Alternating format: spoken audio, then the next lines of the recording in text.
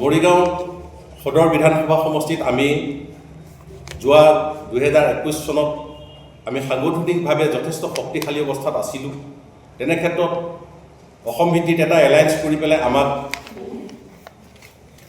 আমাৰ টিকটটোৰ পৰিৱৰ্তে 2016 চনত আমাৰ মৰিগাঁও সমষ্টিত আমি 55,000 ভোট পাবলৈ সক্ষম হৈছিলোঁ। সেইবাৰ নিৰ্বাচনত CPI দলে মাত্ৰ 2500 ভোট পাইছিল।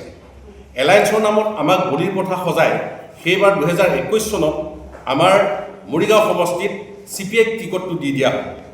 তাৰ পৰিপ্ৰেক্ষিতত আমাৰ মৰিগাঁও সমষ্টিৰ গোটেই কংগ্ৰেছ কৰ্মীখিনি ভাঙি গৈছিলে মানসিকভাৱে আৰু থান হৈ গৈছিলে। বিভিন্ন দললৈ বিভিন্নজন গুচি গৈছিলে আৰু তাৰ পিছত পৰৱৰ্তী সময়ত আমি 2016 নিৰ্বাচনত লক্ষ্য কৰি আমি মৰিগাঁও সদৰ সমষ্টিত আমি তিনিওটা ব্লকে আমি সাংগঠনিকভাৱে আকৌ পুনৰ গোটেই কৰ্মীখিনিক একগোট কৰি আমি সাংগঠনিকভাৱে যথেষ্ট আমি অগ্ৰগতি লাভ কৰিবলৈ সক্ষম হৈছিলোঁ।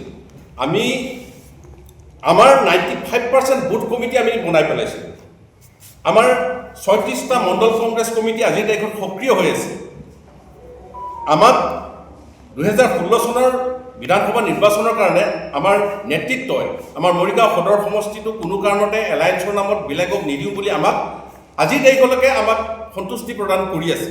কিন্তু কথা হৈছে আজি 3 দিনমান ধৰি পেলাই আমি নিউজত দেখিবলৈ পাইছোঁ যে মৰিগাঁও সদৰ সমষ্টিটো আমাৰ এলায়েন্সৰ নামত পুনৰ মৰিগাঁও কংগ্ৰেছক মানে বিট্ৰে কৰি পেলাই অন্য এটা ৰাজনৈতিক দলক টিকটটো প্ৰদান কৰিব বুলি আমি শুনি আছোঁ। কিন্তু এইটো আমি শুনি থকা কথাই, আমি বাতৰিত যিটো শুনি আছোঁ এইটো কোনো আমাৰ দলীয়ভাৱে এতিয়ালৈকে আমি কোনো ধৰণৰ মানে ধৰক ফাইনেল আমি একো ৰিপৰ্ট পোৱা নাই।